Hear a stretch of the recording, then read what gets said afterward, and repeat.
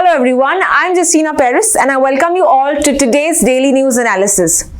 आज है 22nd April 2025 and we are going to be seeing important articles from the Hindu and the Indian Express. So let's begin. लेकिन start करने से पहले what is the date today? 22nd April. What do we celebrate today as? We celebrate it as earth day. Okay, very important days में आपको ये note down करना है कि आज का जो दिन है अर्थ डे मनाया जाता है. So it was started in 1970s की अगर हम बात करें. ओके, यूएस के सेनेटर उन्होंने ये स्टार्ट किया था. उन्होंने रिकॉग्नाइज किया कि एक दिन होना चाहिए to create awareness about this planet, right. इन सेनेटर का नाम था Gaylord. So he is the one who started this on April 22nd. इसीलिए नाम पड़ता है यहाँ पे Earth Day on April 22nd only. Clear. इस बार का जो थीम है it's called as our power our planet. Okay, power planet. So याद रखना ये. This year's theme highlights collective strength of communities, individuals और नेशंस, ताकि हम प्रोटेक्ट करें, रिस्टोर करें अर्थ को थ्रू आवर एक्शंस. इसी दिन हम देखते हैं यूएस का एक बॉडी फॉर्म हुआ था EPA, which is environment protection agency. ये यूएन की एक बॉडी है जो एनवायरमेंट के ऊपर ध्यान देता है.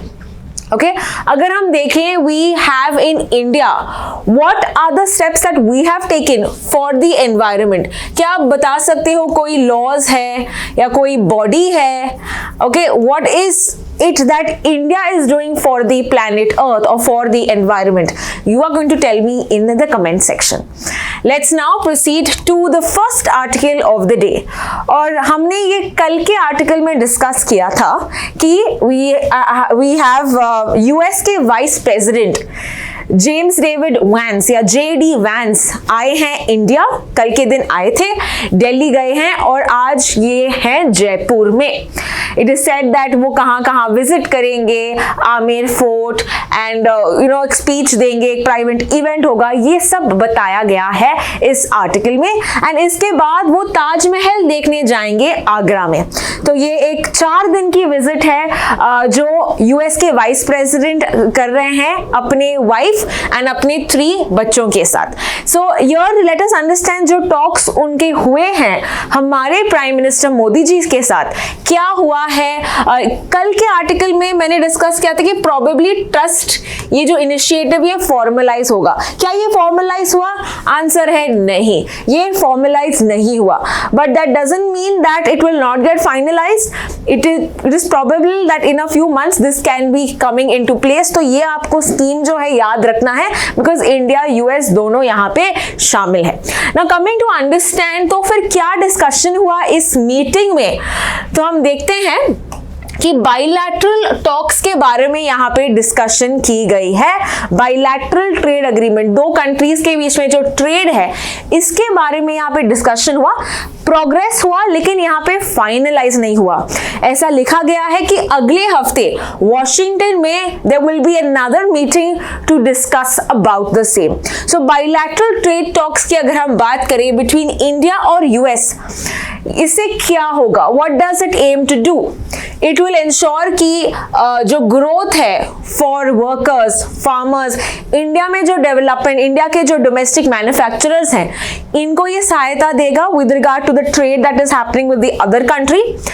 It will enable bilateral trade, supply chain integration. हमारे यहाँ पे जो गुड्स नहीं हैं हम वहां से लेंगे, उनके यहाँ पे जो गुड्स नहीं है हम वहां पे देंगे. तो एक सप्लाई चेन, एक सिस्टम क्रिएट करेंगे. इनके अलावा this will be a modern trade agreement. It will consider what are the global challenges that we are currently going through and it is going to be an important instrument. इसके अलावा कौन से दूसरे discussions हुए थे? We had discussions with regard to cooperation in energy, defence, strategic technology. अगर हम बात करें इंडिया और यूएस के बीच में बहुत ज्यादा ट्रेड होता है. डिफेंस मामले में इंडिया, यूएस जो है it is 3rd largest defence partner for India. यानी हम जो हमारे डिफेंस के इंपोर्ट्स लेके आते हैं, US ranks 3rd, first Russia है, फिर फ्रांस है and 3rd is USA. Clear. In this case we also see that हमने recently last year एक ये लिया था, एक ड्रोन लिया था USA से, that is called MQ-9B drone. ठीक है, इसको प्रेडेटर या रीपर भी कहते हैं. So this was also in the news. Now apart from this, हम दोनों कंट्रीज बहुत सारे डिफेंस एक्सरसाइजेस भी करते हैं, जैसे कि आपने सुना होगा युद्ध अभ्यास, राइट? युद्ध अभ्यास is an exercise between India and the USA. Can you tell me any more exercises that is happening or that has happened between India and US? अगर India US की relations की बात करें, जैसे मैंने युद्ध अभ्यास बोला, वैसे ही कुछ और exercises we have discussed in the previous time. So can you tell me any more exercises that is there between India and the US? इनके अलावा हम देखते हैं, हम कंबाइन करना चाहते हैं अमेरिका का स्ट्रैटेजी और इंडिया का स्ट्रैटेजी. फॉर एग्जाम्पल, इंडिया में हमारा एक प्लान है विकसित भारत 2047, 100 साल पूरे होंगे इंडिपेंडेंस के, इसीलिए we are talking about when India will be like a developed country. तो हमारा जो मोटो है, हमारा जो स्ट्रैटेजी है, इट्स कॉल्ड विकसित भारत. व्हेयरएज यूएसए का क्या है? यूएसए का है making America great again, MAGA. तो ये हम कंबाइन करना चाहते हैं, दोनों को डेवलप करना चाहते हैं, दोनों यहाँ पे एक दूसरे की मदद करना चाहते हैं. So in that case we are also creating a road map. And finally हम बहुत सारे regional and global issues discuss किए थे. We have emphasized on dialogue, we emphasized on diplomacy. तो ये पूरा डिस्कशन हुआ JD Vance जो है यूएस के वाइस प्रेसिडेंट और हमारे प्रधानमंत्री मोदी जी के बीच में. Let's now proceed to the next article. अगला जो आर्टिकल है, it is given in the Hindu and this is with regard to a recent remarks which is given by our vice president. हमारे वाइस प्रेसिडेंट के बारे में बात करते हैं अभी. तो हमारे वाइस प्रेसिडेंट जो है जगदीप धनखड़, इन्होंने यहाँ पे व्यूज रखे हैं with regard to the judiciary. अभी इनका क्या कहना है? इनका कहना है कि जो अभी जुडिशरी है ना, इट लैक्स ट्रांसपेरेंसी, अकाउंटेबिलिटी, ये थोड़ा अपने दायरे के बाहर काम कर रही है. So all of this is basically told by our vice president. अभी ये ऐसे रिमार्क्स क्यों दे रहे हैं, क्रिटिसाइज क्यों कर रहे हैं, ये अभी हम जानेंगे based on what is mentioned in today's article. ठीक है, so what is he saying कि ट्रांसपेरेंसी नहीं है, गवर्नर जो है का रीसेंट जजमेंट था. So all of that is saying. So let us see what are the recent cases जो हमने जुडिशरी के बारे में देखा है. सो फर्स्ट थिंग, हमने ये कुछ दिनों पहले okay we have discussed about एक दिल्ली के हाई कोर्ट जज, okay, that was Yashwant Varma. Delhi के हाई कोर्ट जज यशवंत वर्मा. तो इनके घर में ओके एक स्मॉल स्टोर रूम या अटैच रूम में आग लग गई थी एंड वहां पे लॉट ऑफ नोट्स, 500 रुपीज के नोट्स पाए गए थे. तो अभी यहाँ पे इंक्वायरी चल रहा है. इस जज को ट्रांसफर किया है दूसरे हाई कोर्ट में, यानी इलाहाबाद हाई कोर्ट में, ताकि वो इंटरफियर ना करे with regard to the process.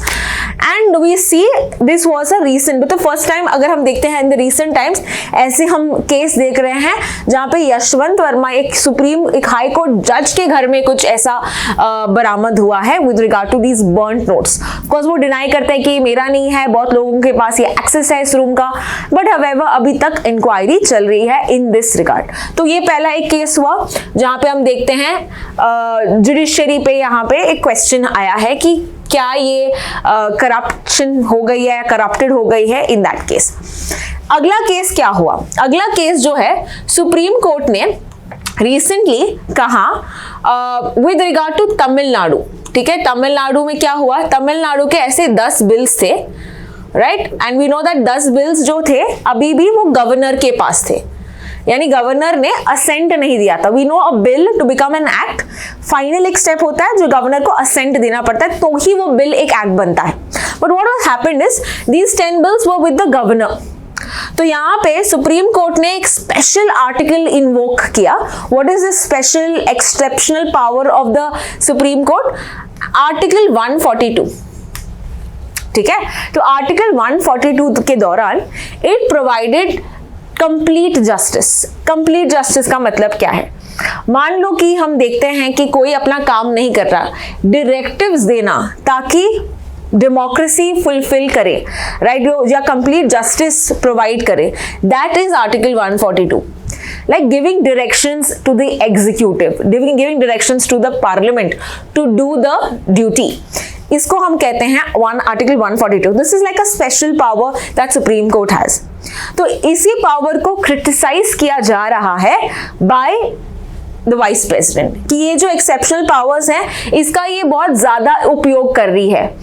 Okay, वेराज हम देखते हैं ये जो काम है डायरेक्टिव्स या चेक पे रखना है या से काम करवाना है, ये आपका काम नहीं है, जुडिशरी का काम नहीं है.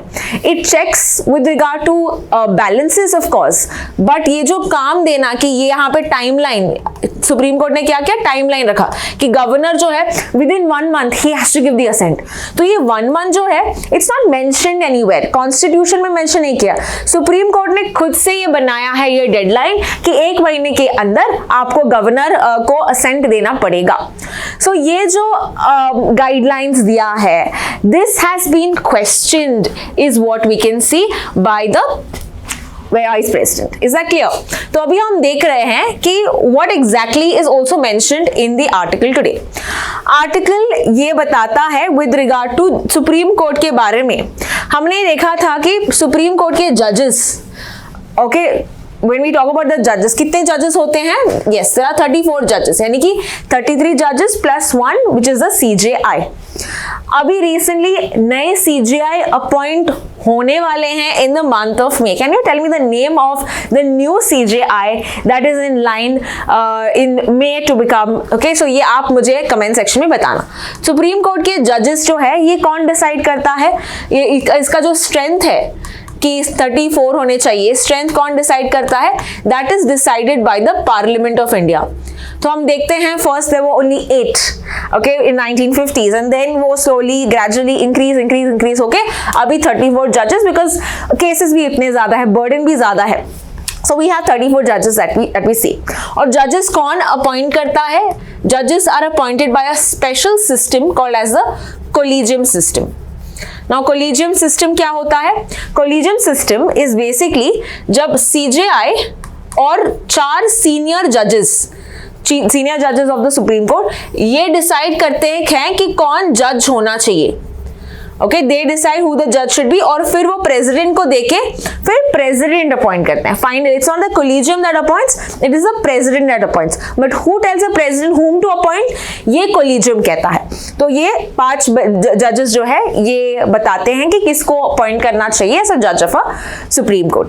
Now here also Jagdeep Dhankhar ने कुछ दिन पहले कहा कि अगर यहाँ पे नेशनल जुडिशियल अपॉइंटमेंट्स कमीशन होती तो यहाँ पे मामला कुछ अलग होता, राइट? बिकॉज यहाँ पे क्या होता है, लॉबिंग होता है, यानी कि नेपोटिज्म होता है. अंदर ही अंदर जजेस यहाँ पे डिसाइड कर सकते हैं कौन जज बन सकता है. सो जजेस का एक यहाँ पे स्ट्रेंथ ज्यादा हो रहा है, तो इनको चेक पे रखने के लिए यहाँ पे कुछ एग्जीक्यूटिव्स होने चाहिए, and that was mainly created by the NJAC which is called as the national judicial appointments commission. ये 2014 में लॉ के दौरान आया था, पार्लियामेंट ने लॉ बनाया था, बट इसको रद्द ठहराया था. Why? Because something known as the basic structure of the constitution. अब ये basic structure of the constitution क्या है? Basic structure of the constitution ये दिया गया था under the Kesavananda Bharati case. ठीक है, केशवानंद भारती केस कब आया था? 1973 में. So according to this particular basic structure doctrine हम देखते हैं कि there are some points that are mentioned, okay, that are mentioned by what? By the supreme court judgements. तो यानी कि क्या ये कॉन्स्टिट्यूशन में मेंशन किया है basic structure doctrine? The answer is no. तो ये कैसे इवॉल्व हुआ? ये इवॉल्व हुआ था सुप्रीम कोर्ट के जजमेंट यानी कि केशवानंद भारती केस के दौरान इन 1973. And in this particular case supreme court ने कुछ पॉइंट्स दिए थे. For example secularism, federalism, supremacy of the constitution, okay, या sovereignty of the constitution. If you talk about these points, ये जो 20 points हैं, अगर आप laws बनाते हो it should not affect these points. अगर मान लो ये law इन 20 points को affect कर रहा है तो the law becomes invalid. तो अगर हम NJAC की बात करें, सुप्रीम कोर्ट ने कहा this is violating the basic structure, यानी कि ये बेसिक स्ट्रक्चर के कुछ पॉइंट्स को अफेक्ट कर रहा है. कैसे अफेक्ट कर रहा है? Because we know we talk about separation of powers between the organs of the government. तो यानी कि अगर मैं अपॉइंटमेंट के लिए in the appointment process of the judiciary, if the executives are interfering, this is going against my principle of separation of powers, right? Judiciary को appointment से judiciary करना चाहिए, executive में executive. So that is why Supreme Court ने इस amendment NJAC का जो law था इसको रद्द, इनवैलिड, void किया था. Is that clear? Now coming to what is our constitution, what is the working of our system that we talk about. तो इंडिया यहाँ पे फॉलो करता है पार्लियामेंट्री डेमोक्रेसी, राइट? हमको पता है लोकसभा के जब इलेक्शंस होते हैं, we the people of India vote for it, right? तो पार्लियामेंट में हम देखते हैं we follow a parliamentary democracy, और यहाँ पे हमारा जो जुडिशरी है ये भी इंडिपेंडेंट है एंड कॉन्स्टिट्यूशनल को कंप्लाई करता है, यानी कि इट इंश्योर्स कॉन्स्टिट्यूशन जो है हमारी सुप्रीम हो. इट चेक्स कि कोई ऑर्गन पावरफुल नहीं हो रहा है ना, because we are living in a democratic India. तो यहाँ पे जुडिशरी इंश्योर करता है कि हम जो कॉन्स्टिट्यूशन, जो संविधान में लिखा है वो अपहोल्ड करें, उनकी वैल्यूज अपहोल्ड करें, राइट? वो लॉज को इंटरप्रेट करता है, वो चेक करता है कि एग्जीक्यूटिव जो है वो पावरफुल ना बने, जो गवर्नमेंट है ये एक्स्ट्रा पावरफुल ना बने, मोनार्किकल ऑटोक्रेटिक ना बने. तो ये जुडिशरी का काम है चेक करना ना. ये जो कॉन्सेप्ट्स की बात करें ये कहाँ से पैदा हुए हैं, कहाँ से आए हैं, तो अगर हम यूके की बात करें, यूके में पार्लियामेंट जो है सुप्रीम है, यानी कि जो उनका लॉ मेकिंग बॉडी है बहुत ही सुप्रीम है, बहुत ही पावरफुल है. इनफैक्ट इनके पास कोई रिटन कॉन्स्टिट्यूशन नहीं है. व्हेयरएज यूएस की बात करें, it has a written constitution, और सुप्रीम कोर्ट जो है it gets powers from the written constitution. तो हमने दो यहाँ पे गवर्नमेंट्स, नो मेजर गवर्नमेंट्स का यहाँ पे देखा. यूके के पास कॉन्स्टिट्यूशन नहीं है, व्हेयरएज यूएसए के पास है, और सुप्रीम कोर्ट यहाँ पे पावर्स लेती है फ्रॉम द कॉन्स्टिट्यूशन. इंडिया का क्या सिस्टम है? India has an hybrid model, यानी कि we also have the parliament, because parliament जो है ये लोग यहाँ पे चुन के यहाँ पे लेके आते हैं, तो यहाँ पे they are representatives of the people itself. So हमारा पार्लियामेंट सॉवरेन है, एज वेल एज हमको जुडिशरी जो भी है ये भी सुप्रीम है, बिकॉज इट चेक्स कि जो भी हमने पार्लियामेंट या हमारे एग्जीक्यूटिव है ये दायरे के बाहर तो काम नहीं कर रहे हैं, ये एक्स्ट्रा पावर तो नहीं ले रहे हैं. तो दोनों का यहाँ पे आवश्यक होना, it's necessary, right? So both of these principles are necessary for our constitution और for our government to work well. तो हम देखते हैं बेसिक स्ट्रक्चर डॉक्ट्रिन के बारे में. जैसे मैंने अभी बताया, केशवानंद भारती केस के दौरान आया था, एंड इट रीइंफोर्स्ड कॉन्स्टिट्यूशन. हमारे कॉन्स्टिट्यूशनल भी पावरफुल है. तो तीन चीजें यहाँ पे पावरफुल है. हमारी पार्लियामेंट जो है ये सॉवरेन है, बिकॉज लोग यहाँ पे चुन के आते हैं, they are the voice of the people. Second, हमारी जुडिशियल भी सुप्रीमेसी है, because judiciary is important to check the laws. और हमारा कॉन्स्टिट्यूशन के बेसिस कॉन्स्टिट्यूशनल वैल्यूज फॉलो करते हैं. तो हमारी कॉन्स्टिट्यूशन जो है ये भी सॉवरेन है, ये भी एक इंपॉर्टेंट डॉक्यूमेंट है that mainly ensures the working of our government well. तो जुडिशरी को इंश्योर करना चाहिए कि हमारा गवर्नेंस जो है it is true values and it should avoid any confrontations. तो ये पूरा हम देखते हैं आज के पैसेज में दिया गया है. फर्दर आर्टिकल सजेशंस भी देता है. सजेशंस ये देता है कि ऐसा कुछ बॉडी होना चाहिए with regard to the appointment, एक proper appointment like the judicial appointments commission, something on the basis of that, ताकि यहाँ पे जुडिशरी जो है एक्स्ट्रा ओवर पावरफुल ना बने, राइट? तो वहां पे उनके पावर्स को चेक करने के लिए, ताकि inside there should not be any nepotism और there should not be lobbying that should happen, है ना? तो यहाँ पे सिलेक्शन प्रोसेस एक ट्रांसपेरेंट होना चाहिए, ऐसा नहीं कि किसी को जज बनाया, राइट? सो प्रॉपर सिस्टम, तो उनको चेक पे रखने के लिए प्रॉपर एक कमीशन होना चाहिए, is what the suggestion given by the retired IAS officer. And we see judiciary जो अपना यूज भी करती है 142, ये ऐसा नहीं कि हर समय लगाती है. It should check, it should be balanced, it should be used sparingly यानी कम, and it should align with democratic values. क्या ये डेमोक्रेसी को अपलिफ्ट करेगा, ये क्वेश्चन पूछो. अगर करेगा तो ही लगाओ, नहीं तो मत लगाओ, ये तुम्हारा काम नहीं है. तो ये आर्टिकल में बताया गया है.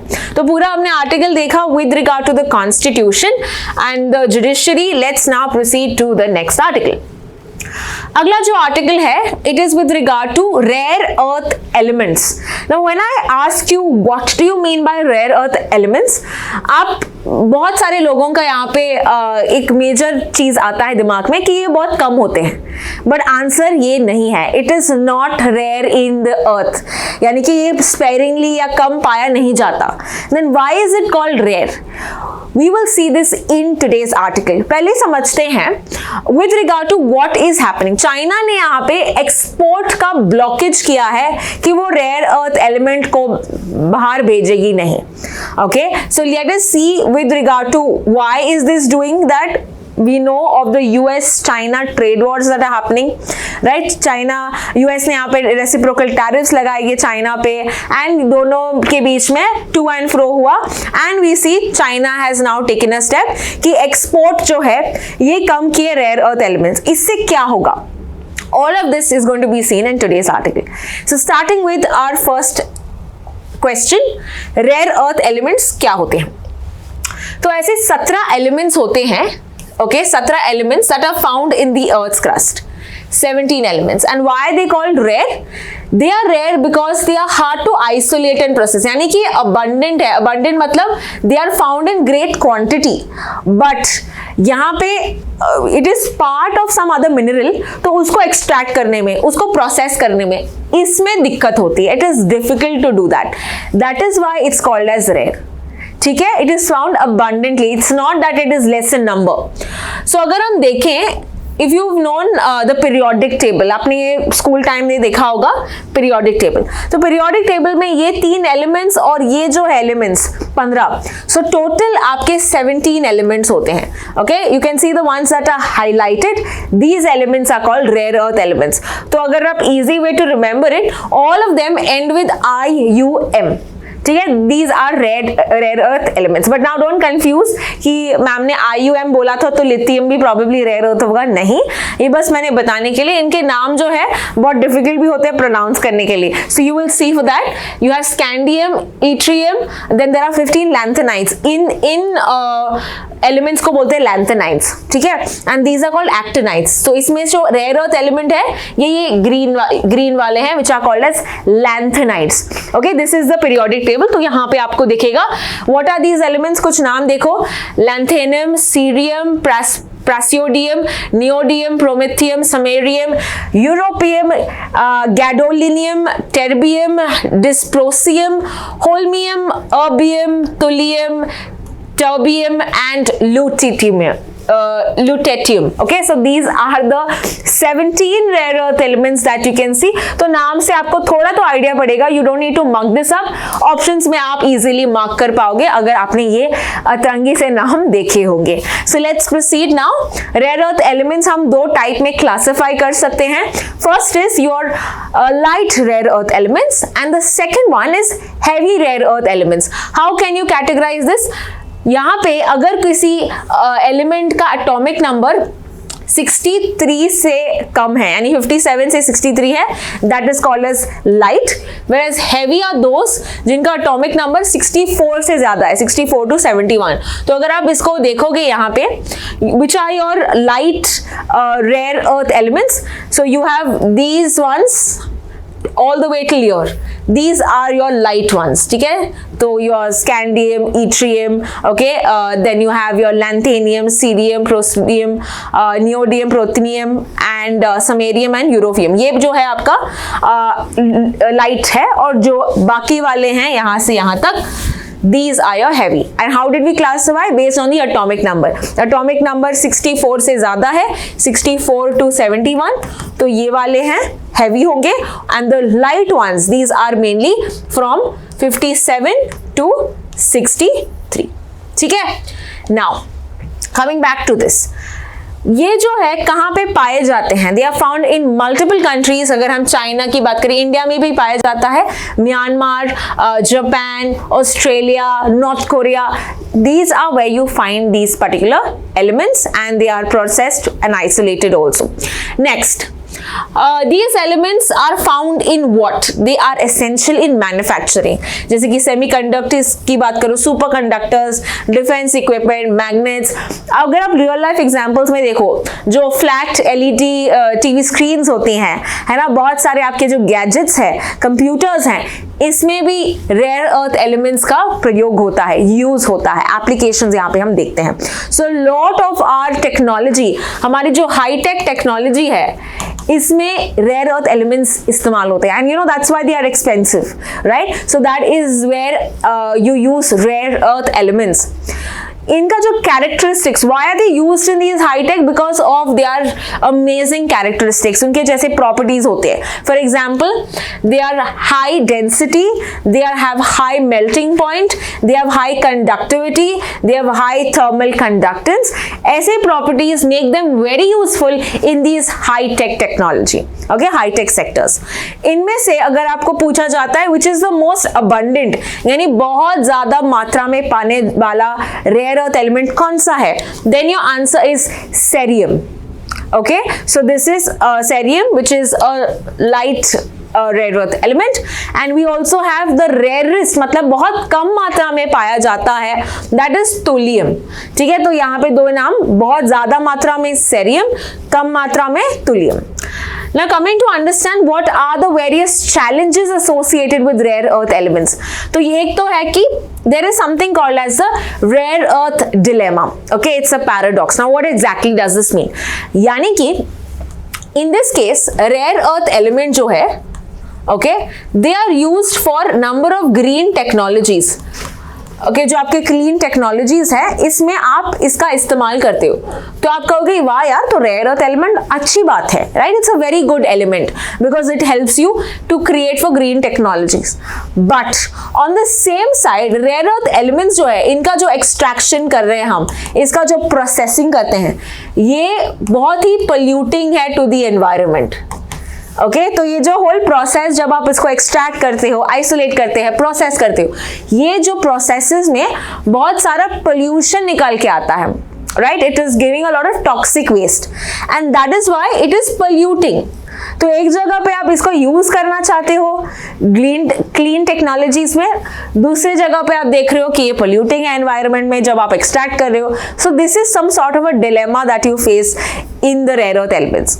अपार्ट फ्रॉम दैट, यहाँ पे बहुत सारे हेल्थ रिस्क भी हो सकते हैं to the environment as well as to the humans, right? Because ये आप यूज करते हो इन वेरियस टेक्नोलॉजीज एंड जब इसका डिस्पोजल अच्छे से नहीं होता, it can directly go into the environment and इसका बायो एक्यूमुलेशन हो सकता है, ये अफेक्ट कर सकता है. It can stay in the bodies of animals for a very long period of time. So that is health risk. Monopoly of China इसमें दिखने को मिलता है. What does this mean? China जो है, it has the largest reserves of the rare earth elements, यानी कि 37%, which is a very high number. Followed by, अगर हम देखते हैं, ब्राजील के पास ज्यादा है, फिर वियतनाम, रशिया. तो ब्राजील और वियतनाम दोनों 18%, रशिया 10%. इवन द प्रोडक्शन, यानी कि प्रोसेसिंग की अगर हम बात करें, सबसे ज्यादा चाइना ही प्रोड्यूस करती है. तो चाइना में रिजर्व ज्यादा है, ठीक है, they have found rare earth elements, और उसका जो प्रोसेसिंग है, बिकॉज इनके पास बहुत बढ़िया टेक्नोलॉजी है, जिसके कारण वो प्रोडक्शन बहुत बढ़िया करता है. Followed by USA. Let's understand India for that matter. India की बात करें, we are the 5th largest rare earth reserves. Okay, हमारे पास 5th largest है. अगर हम ग्लोबल की बात करें, we have 6%. This is the number that you have to remember. 6% हमारे पास है rare earth elements, and mainly हमारे पास जो है, they are light rare earth elements, not the heavier ones. Heavy are not available in extractable quantities. कम मात्रा में होता है. So majorly we can have the light ones. Now इसके लिए we have also had number of missions to extract it, to utilize in various sectors and technology. What is the name of the mission? The mission's name is National Critical Minerals Mission. National Critical Minerals Mission. Now you have this question in mind maybe कि critical minerals और rare earth elements क्या ये same है? Now if you talk about critical minerals, इनके अंदर आपके rare earth elements होते हैं. Is that clear? Critical minerals is your wide variety and rare earth elements is a part of it. So critical minerals में we've also seen lithium coming in, but lithium is not a rare earth element, right? So critical elements can consider many other elements apart from rare earth elements.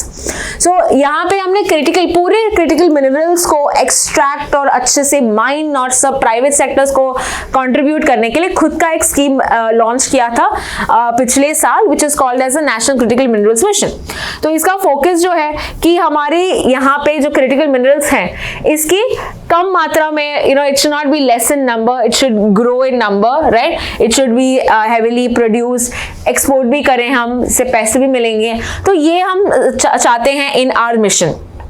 यहाँ पे 1200 exploration projects हैं.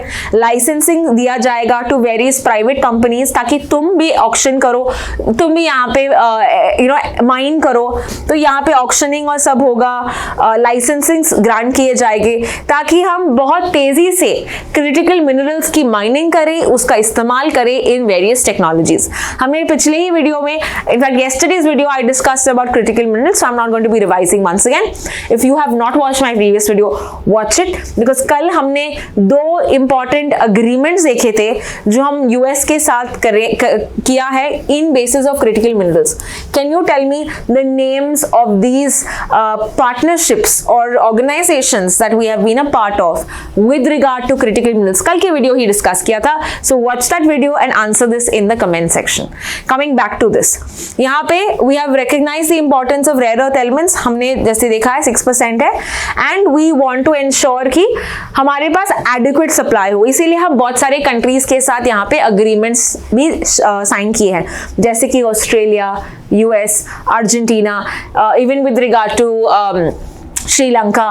बहुत सारे countries के साथ हमने ये agreement sign किया है बिकॉज हम देख रहे हैं कि कुछ भी हो सकता है. We know that Russia Ukraine war हो रहा है, चाइना ने अभी एक्सपोर्ट बंद किया है. So we can not be always relying on just one country for our demands, right? We have to diversify. तो इसी मिशन के दौरान और इसी अग्रीमेंट्स के दौरान हम देखते हैं हम सेल्फ सफिशिएंट बनना चाहते हैं with regard to these critical minerals and to be specific the rare earth elements. तो ये पूरा आर्टिकल हमने देखा. चाइना अभी क्या किया है, चाइना ने एक्सपोर्ट पे थोड़ा बैन रखा है, रिस्ट्रिक्शंस रखा है. वो जो हमने एलिमेंट्स देखे हैं उसको अभी एक्सपोर्ट नहीं कर रहा है. So in this case is it affecting India? India is not reliant heavily on China, right? Because हमको पता है चाइना कैसे अपना मूड स्विंग्स और सब होता है. We that is why have our missions, national critical missions हैं, दूसरे अग्रीमेंट्स हैं. So we don't really see as a major challenge for us because we are not dependent, और हम 5th लार्जेस्ट भी है. तो हमारे पास भी कुछ है रेयर अर्थ एलिमेंट्स अवेलेबल भी है, right? If you see most of them are in, you can say south India के मोनोजाइट सैंड्स बोलते हैं, वहां से यहाँ पे पाया जाता है these rare earth elements. Proceeding to the next article. अगला जो आर्टिकल है, it is a very interesting article talking about emission trading system. क्या है होता है ये emission trading system? And अगर हम देखते हैं यहाँ पे we see that there has been a study. It's a new study. Study का नाम यहाँ पे दिया है Can pollution markets work in developing countries? तो इसमें यहाँ पे बताया गया. Now if you've been asked this question, which is the world's first market for trading in emissions? ये सूरत में है. Okay, this world's first market जो है for trading, ये सूरत कहाँ पे है? Gujarat. Now you should have the first question in mind कि क्या है ये trading in emissions? Is this a good thing? Is this a bad thing? This should be a question, right? So let's first discuss this in basics. Okay. Now consider 2 industries हैं, ठीक है? Industries ए, industry B. ना यहाँ पे दोनों को allow किया है कि तुम जो पोल्यूशन है, तुमको मैं लाइसेंसेस देता हूँ, मैं परमिट्स देता हूँ कि तुम 1 kg ऑफ पोल्यूशन कर सकते हो. दोनों को अलाउ किया, कितना पोल्यूशन कर सकते हो? दोनों को 1 kg अलाउ किया है एमिशंस या पोल्यूशन कर सकते हो तुम्हारी इंडस्ट्रीज, तुम्हारे फैक्ट्री में. ना ए जो है, it has got a lot of clean technologies, ठीक है? इसके पास बहुत सारा क्लीन टेक्नोलॉजी है, मेनली सोलार का यूज करते हैं या बहुत सारे अच्छे फिल्टर्स, ये वो बहुत अच्छा टेक्नोलॉजी है. ओके, पैसे इसके पास, probably consider this a factory in Gujarat.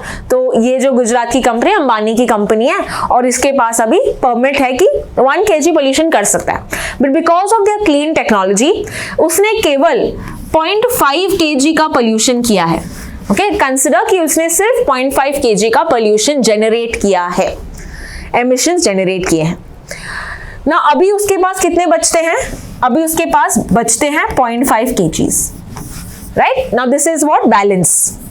उसने पूरा 1 kg खर्च नहीं किया है। On the other hand we have be जो है थोड़ी गरीब कंपनी है, इसके पास टेक्नोलॉजी नहीं है, तो इसका एक्चुअली पोल्यूशन एक्सीड हुआ, 1 kg पोल्यूशन से भी ज्यादा हुआ। मान लो इट हैज डन 1.5 kg का पोल्यूशन, इतना उसने एमिशन या पोल्यूशन किया है। नाउ बी क्या करेगा? बी पर अभी फाइन लगेंगे कि तुमने पोल्यूशन कितना है उतना ही करना चाहिए, यू कैन नॉट डू 0.5। तो बी जो है ये ए के पास जाता है कि भाई तुम्हारे जो 0.5 बचे हैं ना, तुम ये मुझे दे दो। तो ए बोलेगा उसमें मुझे क्या मिलेगा? तो बी बोलेगा मैं तुमको पैसे दूंगा, ठीक है? तो बी ए को पैसे देगा और ए जो बचा हुआ अपना बैलेंस परमिट है वो देगा बी को। तो ये जो सिस्टम जहां पे ट्रेडिंग होता है इसको हम बोलते हैं एमिशन ट्रेडिंग सिस्टम, बिकॉज यहाँ पे ट्रेड हो रहा है with these permits. So this is called as emission trading system. So let's understand once again by the help of what is written now. Emission trading system ये क्या होता है या स्कीम क्या होती है? This is a cap and trade system, यानी कि यहाँ पे परमिट्स दिया गया है एंड ट्रेड किया जा रहा है फॉर द पोल्यूशन या for the emission.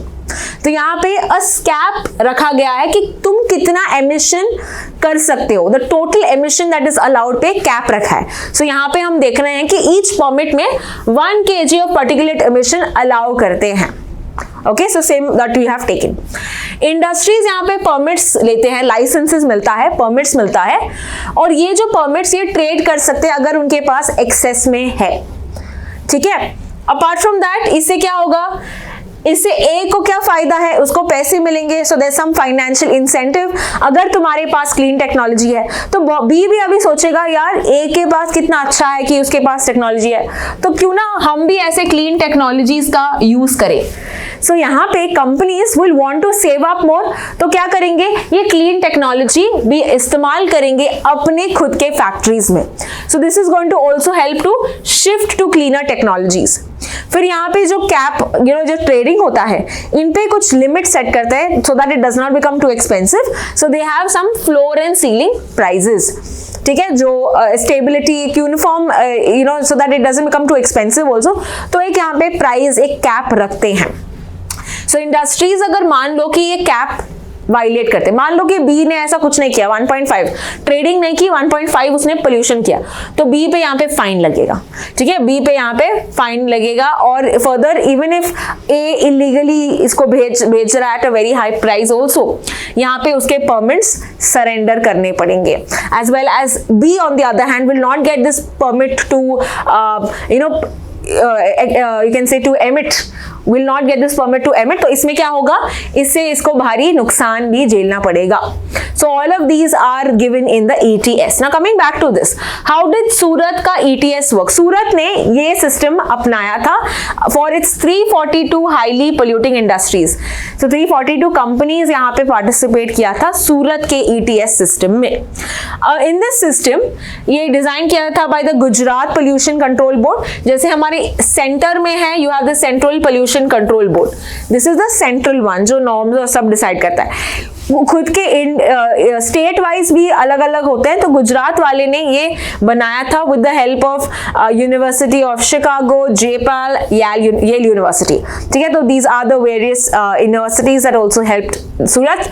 Apart from that यहाँ पे उन्होंने कैप जो है 280 रखा था पहले, लेकिन उसको रिड्यूस किया था बाय 170, यानी कितना वो एमिशंस कर सकते हैं, तो कैप वाज रिड्यूस टू 170, इतना ही एमिशन कर सकते हो। ये जो परमिट्स दिए थे, how were they given to the people, the industries? 80% जो था परमिट अलाउ किया था फ्री के लिए, और 20% हैपन थ्रू वाया ऑक्शंस। तो अब यहाँ पे बायर्स जो है बिड करेंगे, हाई प्राइस जिसको मिलेगा उसको यहाँ पे मिलेगा with regard to the permit. मान लो दीज प्लांट्स यानी दीज फैक्ट्रीज, अगर परमिट्स उनके पास हैं, काफी परमिट्स हैं, तो यहाँ पे it too is considered to be compliant. What if they had insufficient permits? For example, B, उसके पास permit नहीं है लेकिन 1.5 उसने खर्च किया है, उसने emission कर दिया है. In that case, यहाँ पे उसको जो फाइन है ये डबल पे करना पड़ता है. जो एक्चुअल में परमिट का कॉस्ट था उसका डबल उसको पे करना है to get to allow to get that 0.5 उसने ज़्यादा खर्च किया है. So this is the whole case with regard to Surat ETS, okay, or the emission trading system. Let's now, तो यहाँ पे बहुत सीख मिलती है और यहाँ पे स्टडी कहता है कि बहुत अच्छा काम किया, 30% पॉपुलेशन तुमने रिड्यूस किया है because of this particular system. Let's proceed to the next article. अगला and in fact the last article of the day I would like to discuss with regard to, both the newspapers have covered this news, and that is with regard to the death of pope Francis. ठीक है, ये कल के दिन मर गए थे. He was 88 years. Now he is considered as a very important leader of the Catholic Church. तो अगर हम देखें उनके बारे में कुछ important facts हम देखें, so we'll see that his real name was George Bergoglio and he was from Latin America. In fact, he was the first pope from Latin America. ये पोप बन गए थे April 2013 में. So he's been the pope for 12 years. ठीक है. If you talk about the highest serving pope length wise, it is said that Saint Peter जो थे ये बहुत सालों के लिए थे. उसके बाद we have Pius, right? That is Pope Pius, who had also served for about 32 years. And we also have the smallest period, Pope Urban करके थे. He just was there for 13 days. 13 दिन के लिए वो पोप बने थे, but he died because of malaria infection. So अगर हम पोप की बात करें, पोप फ्रांसिस की, he died because of a stroke. In fact, he had a complex pneumonia, lung infection हुआ था बहुत दिनों के लिए. He was not well. Then finally on Easter Monday is where he passed away. अगर हम देखते हैं कि has he ever come to India? In fact, Modi ji has met Pope Francis in the sidelines of a G7 meeting जब Italy में था. We all know कि last year we had this meeting in Italy. We have Meloni के साथ इनका meeting हुआ था. ये सब हमको याद होता है. And we see that he had met the Pope on the same sidelines of that meeting. In fact, prime minister ने ट्वीट भी किया था या एक्स में भी बताया था कि he has invited this Pope to come to India in 2025. So we were expecting he would come this year. Alas, this was not possible. Now, if you talk about in this case, what exactly is the Pope? We also see the term called as Holy See.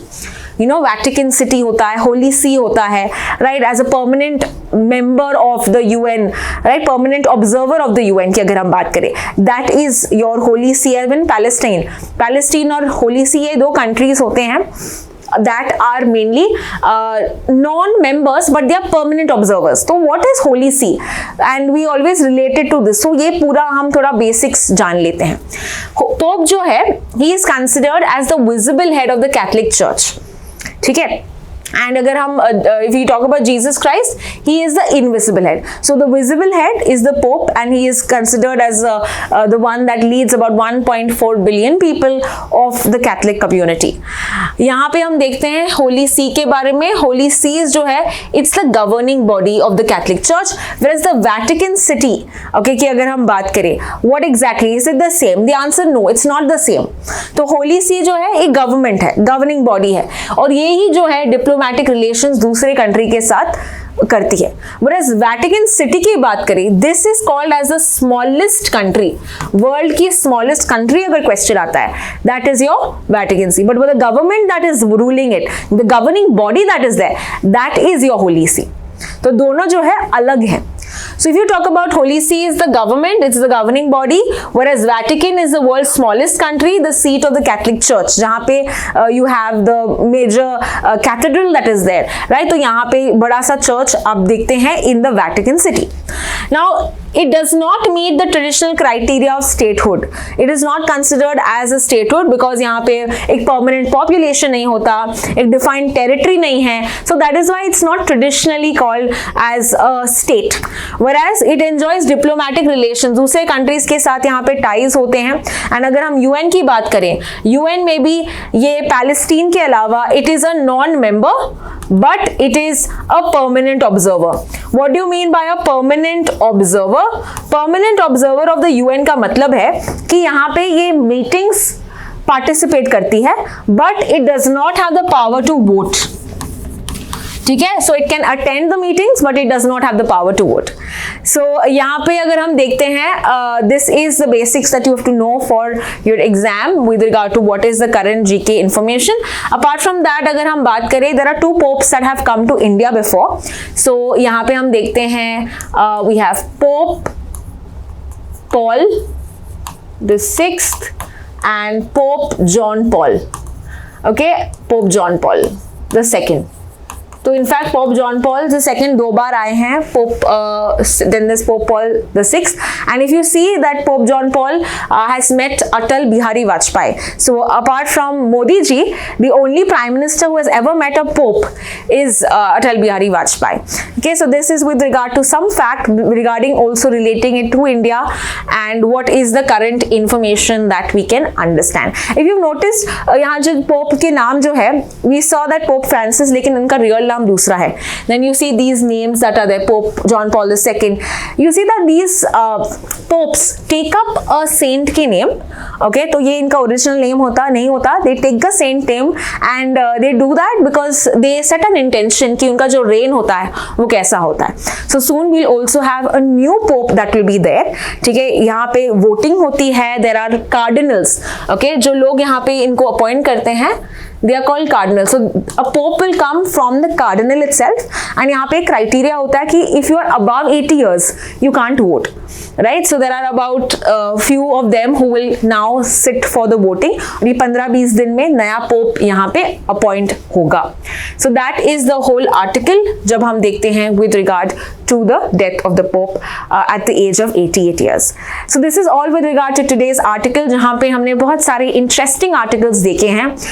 If you have any questions, use the chat box to ask me, and I will see you in the next video where I am going to be discussing 20 GK questions from CLAT perspective.